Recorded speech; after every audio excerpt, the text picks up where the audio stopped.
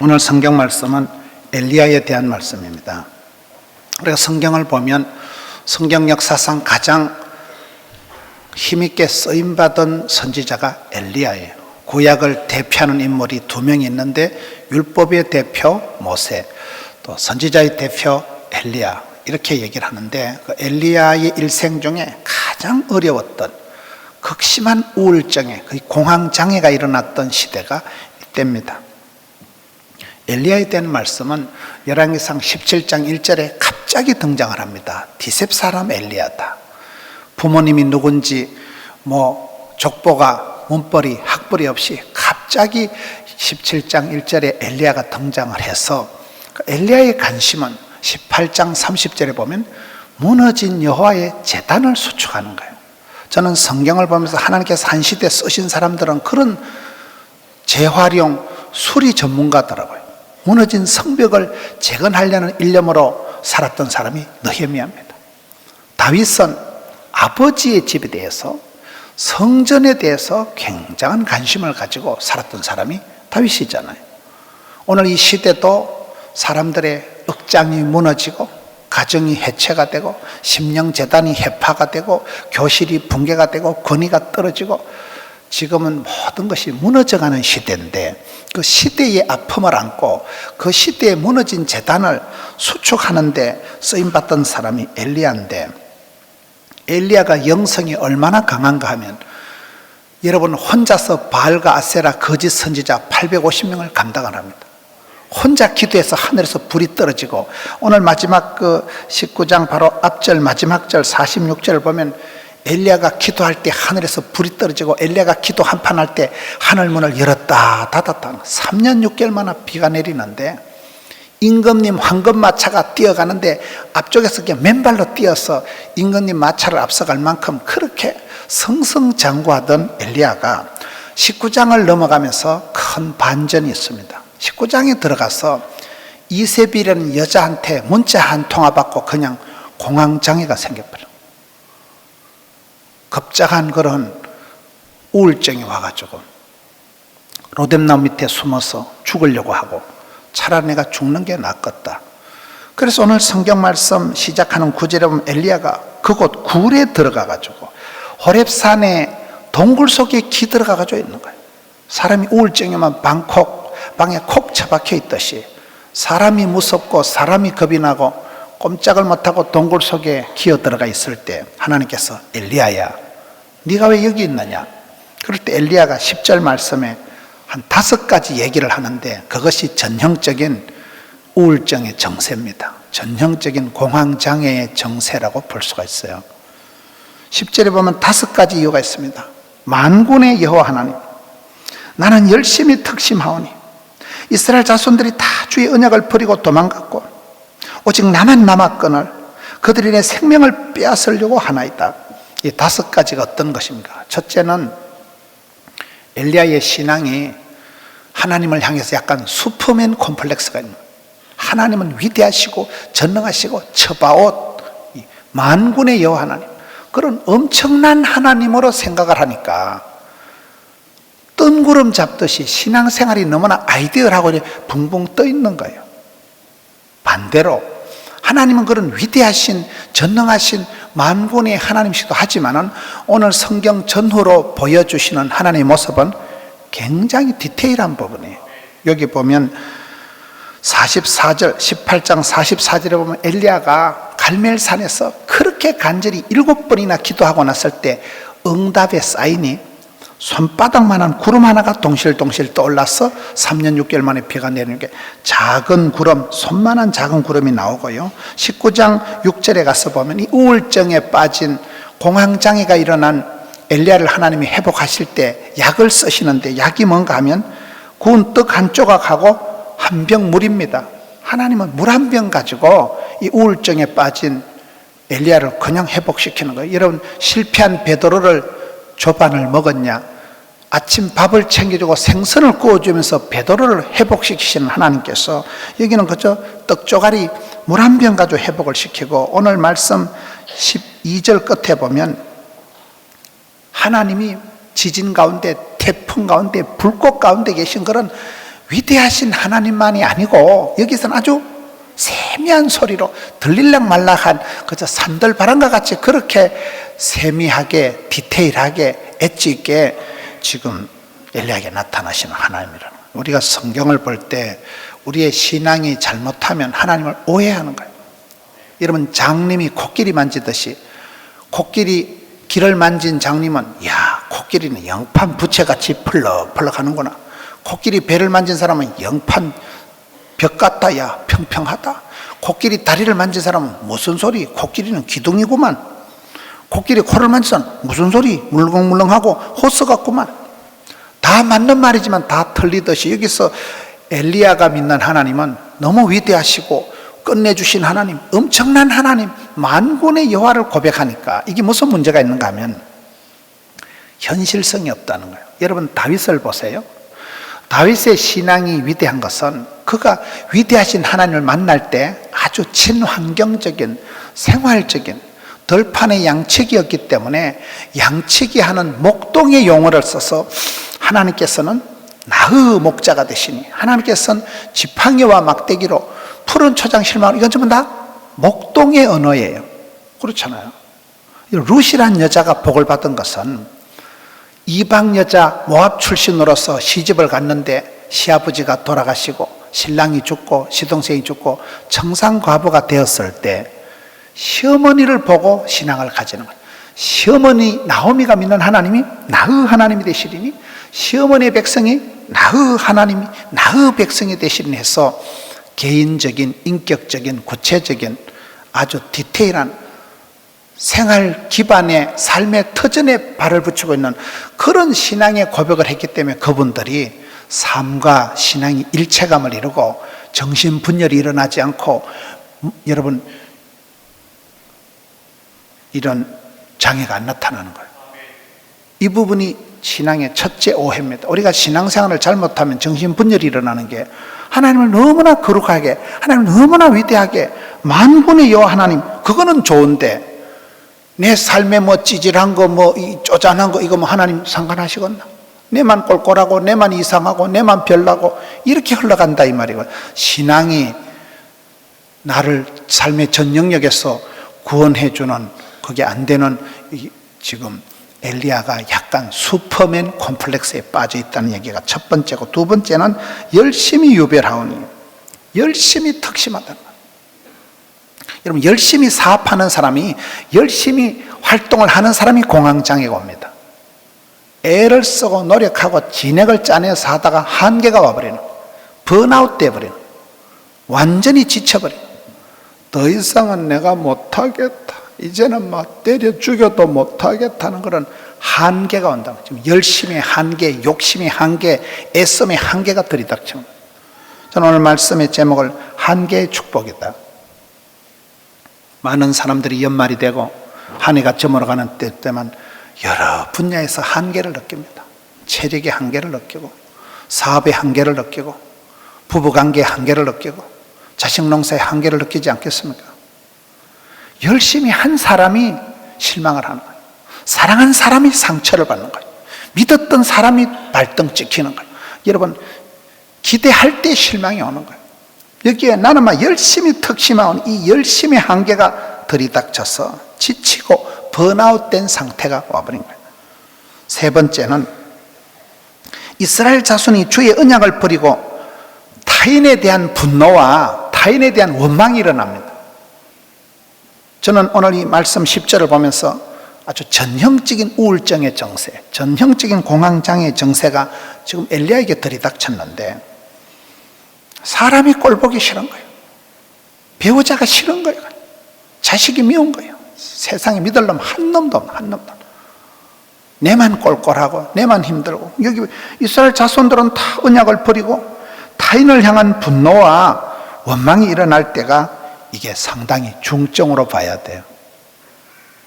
네 번째, 오직 나만 남았거늘 그야말로 왕따요 외톨이요 고군분투하는 거예요. 아무도 믿을 사람이 없구나. 세상에 아무도 없다. 내 혼자 꼴꼴하다. 내만 이렇게 머리가 터질 것 같다. 그리고 다섯 번째는 그들이 내 생명을 빼앗으려 하나이다. 이 말은 죽을 것만 같은 거예요. 그냥 가만둬도 죽을 것 같은 거예요. 더 이상은 이제 버틸 여력이 없어지는 이 5가지 증상이 전형적인 지금 엘리야의 컨디션이 우울증이 온 공황장애가 일어난 그런 상태라고 보는데, 이것이 오해라는 거예요. 이것이 엘리야가 지금 공황장애는 약을 먹는 게 아니고 생각을 바꾸면 없어지는 거예요. 공황장애는 생각만 바꾸면 없어지는 거예요. 생각을 잘못했기 때문에, 착각을 했기 때문에, 오해를 했기 때문에 그런. 여기 하나님은 만군의 하나님, 위대하신 하나님이시기도 하지만은 디테일하신, 세미하신, 적은 일에 충성할 때 많은 것을 맡기시는, 여기는 아주 알뜰하신 세미한 소리, 위대하신 하나님, 천둥 번개와 같은 하나님이 아니고, 여기서는 아주 엘리야의 삶의 주변에 다정다감하게 알뜰살뜰하게 다가오시는 그런 친환경적인 생활적인 그런 하나님을 네가 착각하고 있다. 열심히 특심하오니, 이 말은 열심으로 안 된다, 몸으로 땜방해서 된다고 아닌다, 버틴다고 되는 게 아니다. 열심을 하면 반드시 한계가 옵니다. 생으로, 날로, 열심으로, 깡으로 해가지고는 반드시 한계가 오는 거예요. 어느 정도는 버틸 수 있지만은 열심으로 해가지고는 열심의 한계, 욕심의 한계 들이닥치는. 근데 그 한계가 올 때가 사실은 그때가 굉장한 사인이 오는 거예요. 그때 제가 좋아하는 노래 중에 세상 줄 끊어밀세, 그런 가사가 있는데 어느 소절이 있는지 모르겠어요. 어느 찬송에 있는지 모르겠어요. 내가 사람한테 사기를 당하고 사람한테 대실망을 할 때가 어떨 때인가요? 이제 사람에 대한 기대를 접고 사람을 자랑하는 것을 포기하고 세상 줄 끊고 기도의 줄을 붙잡는 거예요. 그때 믿음이 쑥 자라는 거예요. 세상 사람들은 그때 정신분열이 나고 그때 공황이 발작하고 그때 우울증이 생기지만, 믿음의 사람은 그때가 찬스예요. 그때가 위기가 기회가 되고, 그때야말로 진짜 이제 세상 줄 끊고 사람을 기대하는 마음을 철수해서 이제는 주를 의지하고 의지하세 주만, 이렇게 흘러가는 거거든요. 여기에 열심히 한계가 있다. 이스라엘 자손이 주의 언약을 버리고 사람을 향한 원망과 타인을 향한 분노가 일어날 때는 내 영적인 컨디션이 상당히 좀 우울한 단계로 접어들었다고 봐야 됩니다. 오직 나만 남았거늘, 이 착각이라니까요. 오늘 19장 18절에 가서 보면 엘리야야, 착각하지 마라. 너 말고도 7,000명을 내가 남겨놨다. 이 7,000이란 숫자는 완전수거든요. 열왕기상, 이게 지금 엘리야의 말씀이 쭉 나오지만 이게 신약 성경에 와서 콤팩트하게 정리해 놓은 게 야고보서 5장 17절에 엘리야는 우리와 성정이 같은 사람이다. 저는 그런 말씀에는 엘리야는 한 점 흐트러짐이 없는 슈퍼맨, 완벽주의, 결벽증의 사람이 아니고, 이거는 우울증 환자요, 이건 정신분열자요, 이거는 공황장애가 일어나서 세상을 사표내고 싶어하는 인생의 한계점에 도달해가지고 더 이상 내 혼자 못해 먹겠다, 지금 이런 상태에 왔을 때 하나님은 그 사람을 알겠나, 너 그 착각이다, 니만 꼴꼴한 거 아니다, 깨우쳐 주시면서 이 엘리야가 나중에 이스라엘의 병거와 마병이 되고 이스라엘의 국가 대표 선수가 되거든요. 김장훈이나 김구라나 이경무식인가 이경규인가 이런 사람들이 다 공황장애가 있었던 사람들. 그 사람들이 방송을 하는 사람들이니까. 방송이라는 게 피를 말리잖아요. 방송이라는 거는 이게 인기를 먹고 사는 연예인들이, 방송인들이요, 피가 마르는 그런 시청률 경쟁을 하고, 속은 여러분 안 편한데도 항상 얼굴에 포장을 해가지고 위선적으로 인기관리를 해야 되니까 정신이 천갈래 만갈래 분열될 수밖에 없는, 방송이라는 게 피를 말리는 거예요. 제가 지금 방송 설교를 15년째 하고 있으니까 느낌하니까 미쳐버리는 거예요. 연예인들이 그럴듯하게 앞에 나오지만 빛 좋은 개살과예요. 집안은 썩어 문드러져 나가는 거예요. 속에 억장이 무너져 나가는 거예요.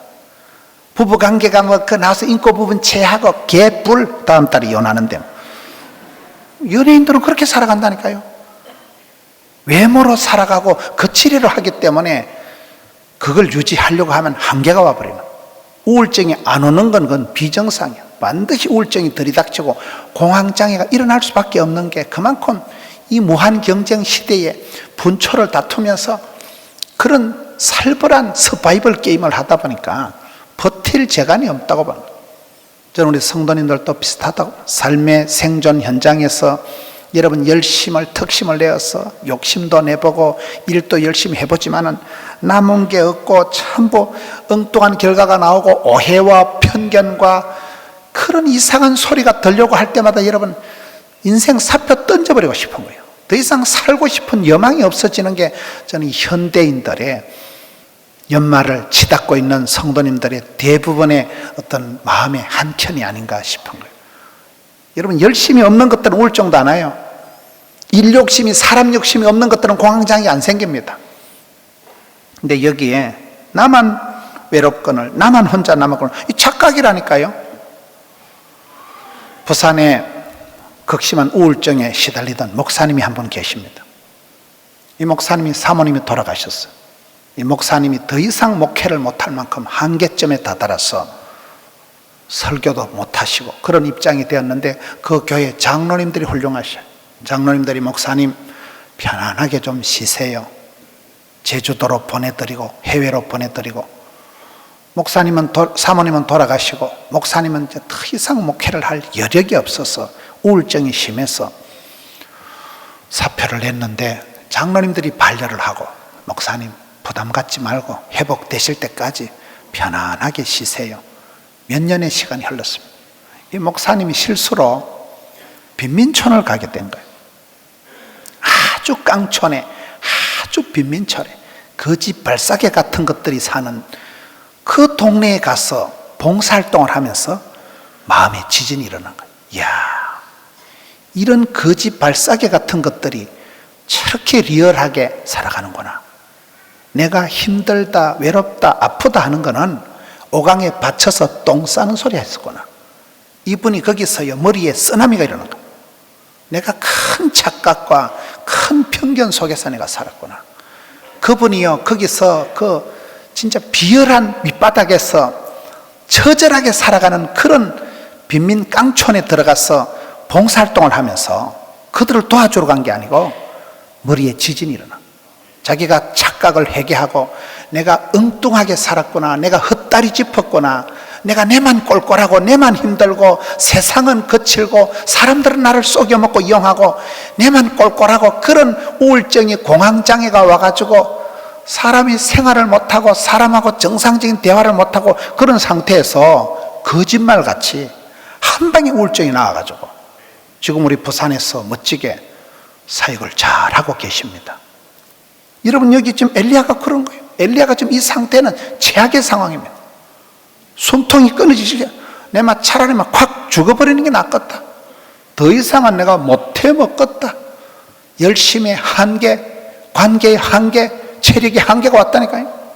그런데 하나님은 이 엘리야를 너 착각하지 마라. 나는 그렇게 뭐 구름 위에 위대하시고 전능하시고 지존하신 그런 하나님만 아니고 네 삶 속에 네가 구질구질할 때, 네가 비실비실할 때도 내가 네 옆에 있다. 세미하신 하나님, 작은 구름 한 조각 가지고도 기적을 창출하신 하나님, 물 한 병 가지고도 우울증을 고치신 하나님, 그 하나님의 작은 모습, 손길, 섬세한 디테일한 마이크로 디테일한 그런 모습을 좀 보여주면서 엘리야를 회복시켜서 이 엘리야가 나중에 이스라엘의 병거와 마병이 되는 나라와 민족을 대표하는 지도자가 되거든요. 저는 성경을 보면서 하나님의 사람들이 그렇더라고요. 이사야가 거룩하신 하나님을 보는 순간 까무러쳐버려요. 화로다 나여 망하게 되었도다. 내 같은 더러운 인간이 지존하신 존귀하신 거룩하신 주님을 배웠으니 나는 죽었다. 그럴 때 하나님께서 천사를 보내가지고 숯불을 가지고 이사야 입을 수술해 줘. 저는 성경을 보면 하나님은 종합 수술 전문가시더라고요. 여호수아가 비실거릴 때 여호수아야 좌로나 우로나 치우치지 말고 떨지도 말고 쫄지도 말고 두려워 말라 놀라지 말라. 네가 마음이 약하니까 내 가슴에 심장을 내가 특수 강철 심장을 강심장을 내가 세팅을 해줄 테니까 심장병 수술을 해놓고 여호수아를 쏘시잖아요. 마음을 강하고 덤대히 하리라 하시잖아요. 에스겔이 비실거리니까 에스겔아 너 왜 자꾸 사람을 무서워하고 사람 얼굴을 피하고 사람 낯을 자꾸 피하냐.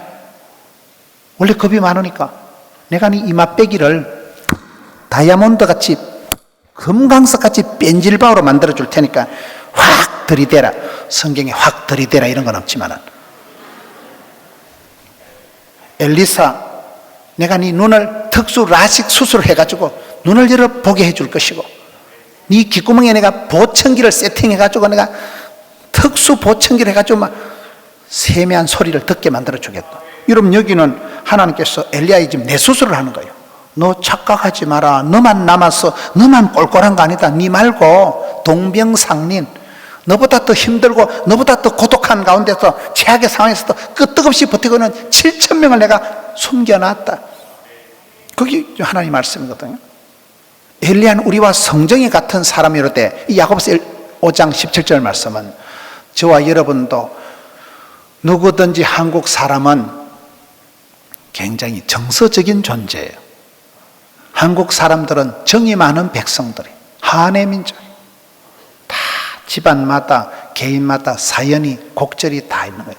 대한민국 전국 조선 팔도를 다녀보면 전설 따라 삼천리가 없는 동네가 없다니까요. 빗자루 귀신, 몽달 귀신, 처녀 귀신 얘기가 다 있다는 것은 대한민국 어느 방방곡곡에 사연이, 눈물이, 곡절이 없는 동네가 없어요.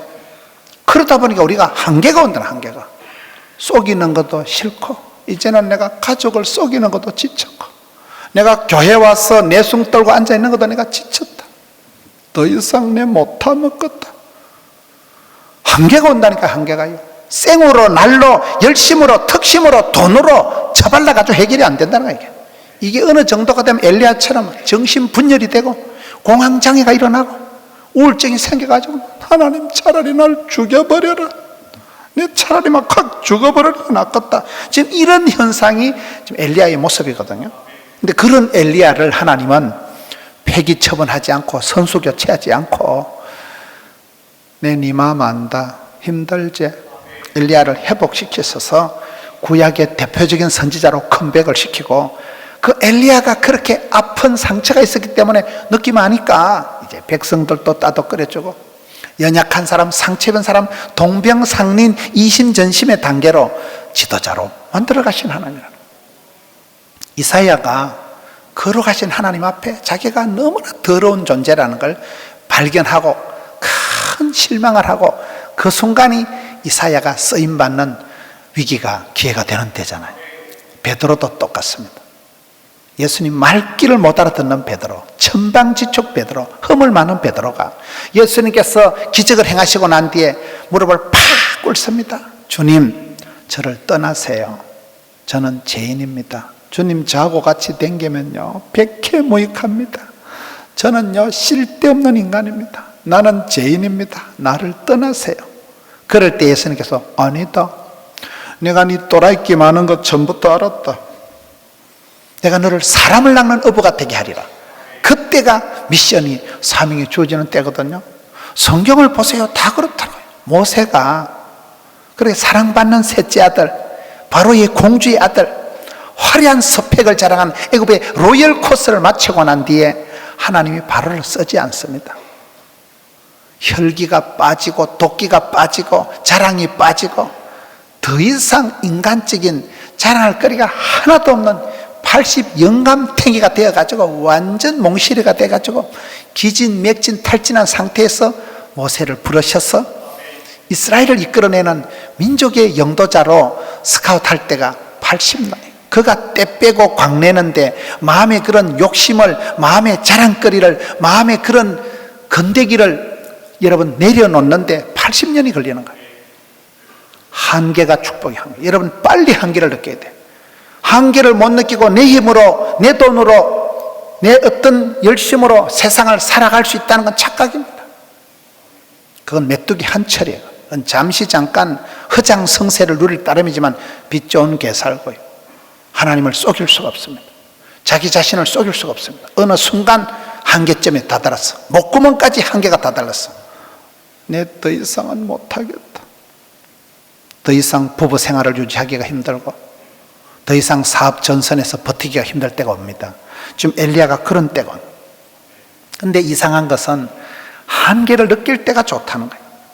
그때 오히려 한계를 느낄 때 엎드리면 되니까, 하면 되니까.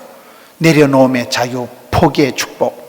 저는 제가 집사람하고 살아오면서 보면 30년 가까이를 지나올 때 집사람하고 사이가 결정적으로 좋아진 때가 포기의 축복을 누릴 때. 싸워도 안 되고 애써도 안 되고 교육무용론, 회의론, 훈련 불가론이 있어요. 똥개는 훈련시킨다고 진돗개 되는 거 아닙니다. 사람을 가르쳐서 훈련시켜서 써먹으려고 하는 게 착각이에요. 사람은 안 변합니다. 100%를 요구하는 자체가 욕심이 따름이에요. 욕심 끝에는 실망만 오는 거예요.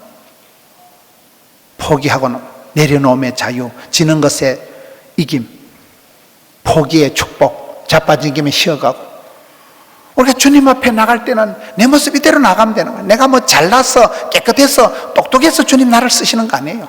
허물 많은 베드로를 수제자로 쓰시고, 여러분 그런 의심 많은 도마를 확신의 종으로 쓰시고, 여기에 보면 허점 투성인 수많은 콤플렉스에 시달리는 정신분열이 일어날 것 같은 그런 자기 혼자 피해망상증에 빠져서 내만 꼴꼴하고 내만 힘들고 사람들은 다 엉뚱하고, 하나님 아시나? 내 입장 아실까?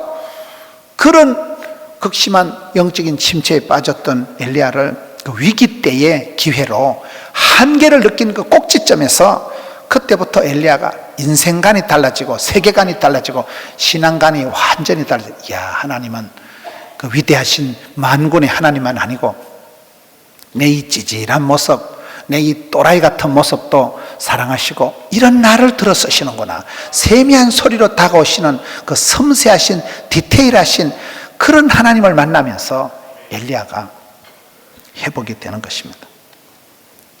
여러분, 우리가 일 욕심도 내보고 사람 욕심도 내보지만 쓰디쓴 맛을 보게 되는 거예요.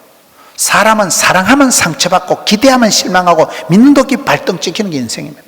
그럴 때 보통 사람은 정신분열이 오고 피해망상증이 생기고 대인기피증이 오고 우울증이 발작을 하지만, 예수 믿는 사람은 거기가 종이 한 장 차이로 그것이 신앙으로 넘어가는 거예요.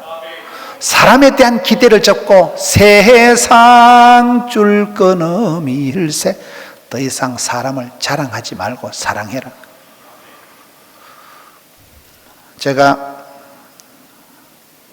훌륭한 분 한 분을 어떤 집회 가서 간증을 했습니다. 그분이 아주 훌륭한 분이라고 간증을 했는데, 집회를 마치고 저를 차를 태워주는 장로님이, 목사님 오늘 설교 때 얘기한 그 사람 잘 알아요? 하여튼 그 유명한 분이잖아요. 우리 얘기하니까 자기가 그 사람하고 7년 동안 같은 구역에 있을 때 그놈이 얼마나 사기꾼인 줄 아세요? 이러는데 내가 졸도를 해보는 거예요. 우리가 사람을 알 수가 없습니다. 10길 물서고 나라도 사람을 간증하는 게 얼마나 위험합니까? 근데 그분 얘기를 한 30분 듣고 나니까요, 허탈하더라고. 사람은 속일 수가 있습니다. 연예인들이 충분히 포장해서 조작된, 의도된 그런 모습으로 연예인들이 얼마든지 방송할 수 있습니다. 그러나 하나님을 속일 수 없고 자신을 속일 수가 없어서 어느 순간 공황장애가 일어나고, 어느 순간 정신분열이 일어나고, 어느 순간 우울증에, 조울증에 빠져버리는. 저는 열심히 살아가는 사람이, 일욕심이 많은 사람들이, 성취 욕구가 강한 사람들이 반드시 이 단계로 들어간다고 봐요. 연말에 여러분 지치지 않습니까? 내가 내년에는 뭔 구체를 내야지, 이거. 더 이상 내가 한계다. 이렇게 살아간다는 게 다들요. 인간관계의 한계, 체력의 한계 다 느끼는 거예요. 미쳐버릴 것 같은 거예요. 그럴 때 하나님께서는 이 우울증에 빠진 엘리야를 고쳐가시는데, 하나님의 방법은 특별한 게 아니에요.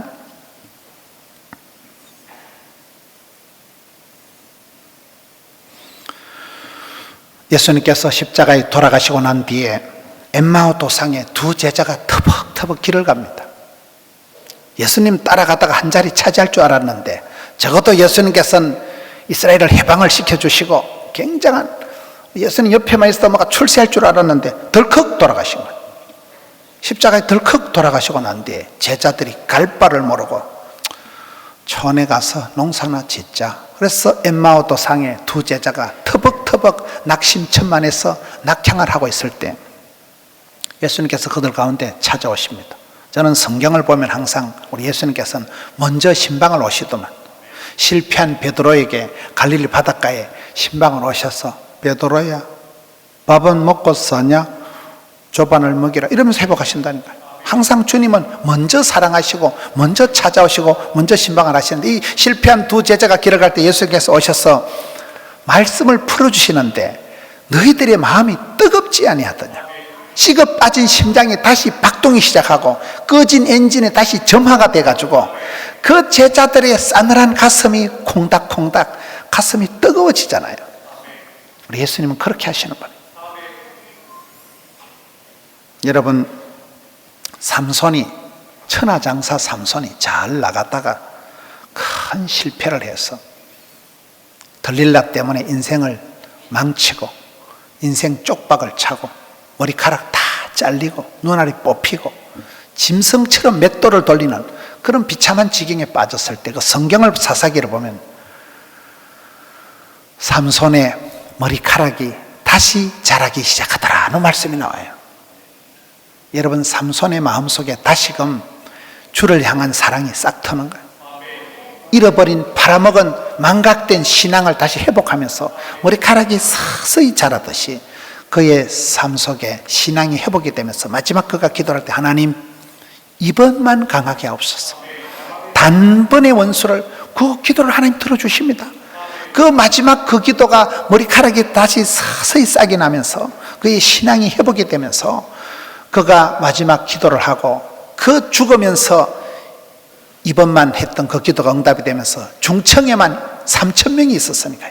그 블레셋 대적의 방백들이 고관 대작들이 거기서 한 방에 다 해결해 버린 거예요. 머리카락이 다시 자란다는 거예요. 식어 빠진 심장이 다시금 박동이 꺼진 엔진이 시동이 걸리는 게 엠마오 제자들이듯이 예수님께서는 우리가 지치고 상할 때마다 우리에게 먼저 찾아오셔서 어찌할 바를 모르고 넋을 잃고 자빠져서 차라리 죽는 것이 낫겠다고 그런 극한 상황이 일어난 엘리야에게 오셔서 세미한 소리로 속삭이듯이 다가와서 큰 소리로 오면 또 졸도할까 싶어가지고 경기할까 싶어가지고 엘리야야 들리나 그렇게 오셔가지고 부드럽게 엘리야를 회복시키면서 이스라엘의 병거와 마병으로 다시금 복원시켜 가시듯이 저는 오늘 성도님들이 생활할 때 나도 모르게 내가 착각에 빠져서 어떤 생각에 얹혀서 어떤 생각에 잘못된 사고방식에 낚여가지고 나도 모르게 엉뚱선을 탈 때가 많다고. 한 번 시험이 들면 한 번 낚여버리면 그냥 역사의 수레바퀴 속에서 내가 미친 듯이 살아가는 거예요. 죽을 줄을 모르고 생뚱맞은 짓을 하는 게 저는 대부분 인생이라고. 어쩌다 저 지경에 됐을까? 어떻게 저 사람이 저렇게 인생이 흘러가서 어떻게 저렇게 낚여서 어떻게 저렇게 오해와 편견 속에 빠져서 자기는 모른다니까요. 망할 길을 걸어가고 죽으려고 스텝을 밟는 걸 본인은 모르는 거예요. 옆에서 볼 때는 중증이다. 지금 여기 엘리야가 중증, 거의 오중적인 문제가 있다니까요. 신앙의 착각, 여러 가지 좀 한계선상에 와서 열심히 한계가 와서 죽을 지경이 되어서 그런데 그것이 보통 사람은 그때가 위기고 그때가 공황장애가 발작을 하고 그때 우울증이 심해져서 그때가 어려운 때지만 예수 믿는 사람은 위기가 기회고 그때 그냥 주님 앞에 두 손 들고 천부여 어지없어서 나가면 주님께서 김도라이 왔나? 주님은 그대로 나를 맞아주시는 거예요. 주님은 한 번도 나를 내치시거나 닥달해서 교육시켜가지고 네가 정신 좀 차리거든, 술 담배 끊고 담배 까치수 줄이거든 그때 온나, 이런 게 없다니까요. 그냥 중독이 된 상태로 엉망진창인 상태로 나가면 은혜 보좌 앞에 나가면 덜렁 안으시고 받으시고, 우리 주님은 그런 분이기 때문에 저는 오늘 말씀에 한계가 축복이다, 한계가 축복인 줄 알아야 돼. 한계를 빨리 맞이해야 돼. 빨리 맞아. 이게 한계성을 모르고 내 열심으로 돈으로 깡으로 내 스타일로 이게 인생이 유지된다고 믿는 건 큰 착각입니다. 여러분, 탕자의 비유에서 탕자 형님의 문제가 뭡니까? 나는 저 자식하고 동생하고 다르다는, 저 자식 바람난 자식 저런 자식하고 나는 다르다, 나는 종자가 다르다는 거예요. 나는 그래도 내가 장남이고 그래도 내가 가정을 굳게 지키고 내가 그래도 아빠 속을 안 썩겠다고 큰소리 쳤잖아요. 성경 말씀을 자세히 보면 큰아들은 훨씬 더 고약한 아들. 제가 잘 쓰는 편이 집구석이 엉망진창이 되더라도 나가서 동생 데려가야 됩니다. 장남은 내가 나가면 집 개판될 낀데, 내가 지금 손 털고 나가면 우리 집 무너질 낀데, 그걸 착각이라고 하는 거예요. 하나님은 이가 없으면 잇몸으로 하시고요, 독수리 오행제를 통해서라도 다 하십니다. 그 집안에 여러분 장형이 아니고, 그 집안에 탕자가 아니고 일꾼들이 많습니다. 우리 하나님이 일꾼이 없어서 일을 못 하실까요? 까마귀를 통해서라도, 돌멩이를 통해서라도, 당나귀를 통해서라도 말씀하시는 우리 하나님이신데, 우리가 어떤 경우에 착각에 빠져가지고 나는 저 자식하고는 종자가 다르다, 나는 바람난 둘째하고는 다르고, 그래도 내가 가정을 이만큼 지키니까 착각, 대착각이. 집안이 엉망이 되더라도 내려놓고 아버지의 마음은 동생 찾으러 가는 거라니까요. 저는 한계가 빨리 와야 된다. 한계가 늦을수록 고민이에요. 제가 골프를 7번 쳐봤어요. 저는 골프를 잘 못 칩니다. 한 번도 레슨을 받아본 적이 없고 바로 나가가지고 자치기 하듯이 셀이 갈겨가지고 제가 7번 해봤습니다. 장경동 목사님 저보고 니는 골치 아프다, 니는 한 번도 레슨 안 받고 야매로 해가지고 니는 하는 만큼 골치 아파요. 이거 다시 다 잘못된 이 습관을, 잘못된 기술을 다 버리고 처음부터 니는 다시 해야 돼. 니는 골치 아프다는 거예요. 저는 어차피 골치 아픈 거 치 아프려고 해요. 여러분, 운동을, 경기를, 기술을 야매로 배우면 안 됩니다. 정석으로 레슨을 받아야지. 정품이 좋아요? 순정 정품 알아요? 정품을 써야 되지. 야매로 해가지고 됩니까 그게? 신앙생활이 그렇다니까요. 땜방으로 해서, 열심으로 해서 그게 착각이라니까요. 여기에 엘리야가 큰 착각이 왔지만은 저는 이 한계의 축복, 포기의 축복, 부족의 충만, 지는 것의 이김, 비움의 채움, 내려놓음의 평안, 뺏긴 자의 자유, 절망송의 소망, 자빠지김에 쉬어간다. 실컷 울고 나면 오장육부가 후련하고 자기도 한 곳에 은혜가 넘치고. 엘리야가 나는 더 이상 할 수가 없습니다. 나는 아무것도 아닙니다. 그거를 깨닫는데 많은 세월이 걸려요. 모세가 80 나이가 되어서 하나님 앞에 첫마디 내가 누구간데, 하나님 저는 아닙니다. 저는 절대 못합니다. I am nothing. 나는 아무것도 아닙니다. 사도 바울이 나는 죄인이요, 죄인 중에도 개수요, 손악질적인 놈이요, 해방자요, 핍박자올시다. 그럴 때 사울이 바울이 되는 거예요. 베드로가 나는 죄인입니다. 주님 내하고 돌아다녀서 한 개도 득볼 게 없습니다. 나를 떠나세요. 백해무익한 놈 할 때 하나님은 베드로를 유익한 사도로, 수제자로 발탁을 하셔. 주님 앞에 버티지 마세요. 주님 앞에 제법 괜찮은지 자기를 속이고 하나님을 속이지 마세요. 저와 여러분은 약한 존재입니다. 매일 한계 선상에서 허덕이는 존재입니다. 그럴 때 주님 제가 힘듭니다. 내가 진짜 힘듭니다. 그럼 하나님이 김도라이 왔나? 진작오지. 주님 앞에 내려놓고 내 모든 것을 포기하고 주님 제가 진짜 힘듭니다. 내가 한계점에 왔습니다. 그러면 그것이 축복의 시작이요, 진짜 백이 주님 손을 잡고 그때 일어나는 거예요. 그때부터 제2의 인생을 살아가는 거예요. 엘리야와 같이 거듭나서 본어게인 중생의 삶을 살아가는, 사람 의지하고 사람 자랑하고 힘으로 깡으로 돈으로 밀어붙이던 세월을 포기하고 주님 손을 잡고 여주 동행, 아름다운 동행 여러분 되시기를 축원합니다. 이 말씀 붙들고 한번 기도합시다. 하나님 저를 불쌍히 여겨 주옵소서. 인간 세계에서 한계점을 느낄 때마다 주님 품으로 얼른 안기게 하여 주옵소서. 주님 불쌍히 여겨 주옵소서. 아무것도 할 수 없는 나를 도와주시옵소서. 무능한 나를 불쌍히 여겨, 더러워진 나를 주님 고쳐주시옵소서. 주여 회복시켜 주여 소성케 하여 주옵소서. 주여 불쌍히 여겨 주옵소서. 은혜와 긍휼을 평강을 나리워 주시옵소서. 새롭게 하여 주옵소서. 새 힘을 주시옵소서. 사랑하는 주의 자녀들, 주여 주전에 와서 예배하는 주의 백성들, 온 마음 다해 예배하는 주의 백성들 붙들어 주시옵소서. 주여 새 힘을 주시옵소서. 주의 음성을 듣고 벌떡 일어나게 하여 주시옵소서. 예수님 이름으로 기도합나이다. 아멘.